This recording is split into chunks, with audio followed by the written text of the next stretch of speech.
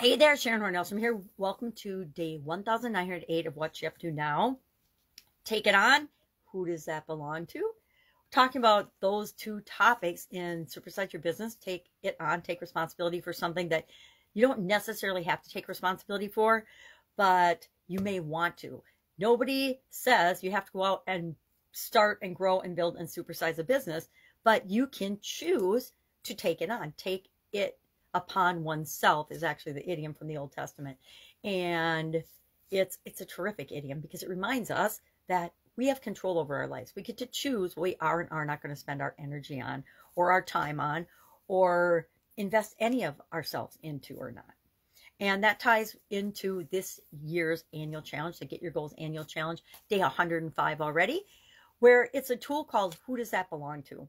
I learned about this tool following my sudden cardiac arrest in 2010. So I've known about it for a really long time, used it for a while to help work my way through that situation, but then kind of forgot about it until I was reminded yesterday by my sister that some things are ours to deal with, but a lot of what we deal with isn't really ours. And we get upset and we worry and we stress and we have fear over things that we have no control over.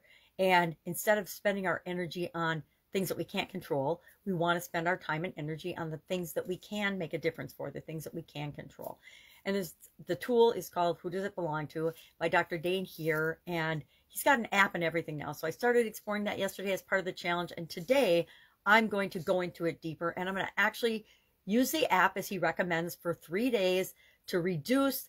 And they claim that 98% of our thoughts and beliefs and doubts and worries and fears and negative emotions don't even belong to us, that they really belong to other people. And so why do we think we can solve all the problems of the world when we really don't have the wherewithal, the control, or any impact on those things at all?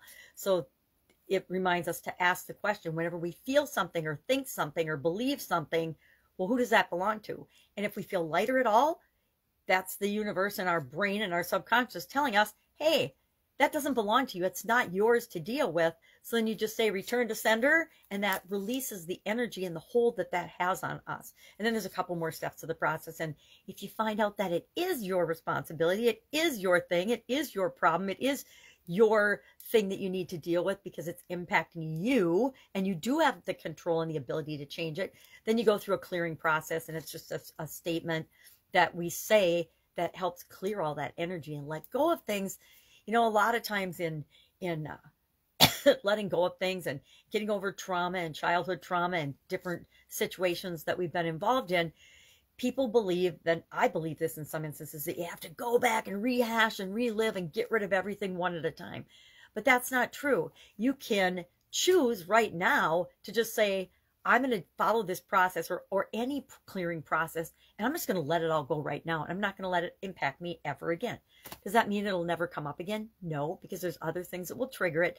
But it does mean you're going to let go of the vast majority of the negative energy that surrounds that thing, that situation, that experience that you might have had in the past. So that's what I'll be working on today. If I can help you with anything, just please ask. You can box me at pajamagramma@gmail.com. Or you can, it's a walkie-talkie app. If you don't know what it is, Google it.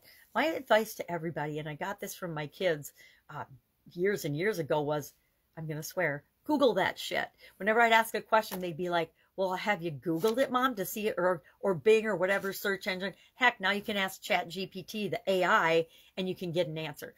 But if you've done that and you're still struggling with what your next step is, that's when you can ask me. All right.